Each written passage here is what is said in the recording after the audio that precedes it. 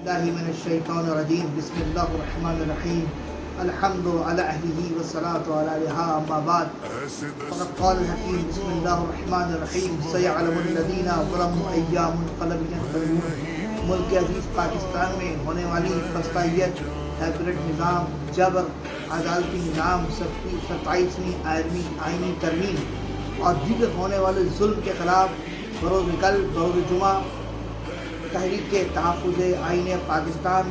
میں بالخصوص قائد وحدت علامہ سینیٹر راجہ ناصر عباس نے یوم سیاہ منانے کی اپیل کی ہے۔ میں بحیثیت مجلس کے ذمہ دار ہونے کے ناطے تمام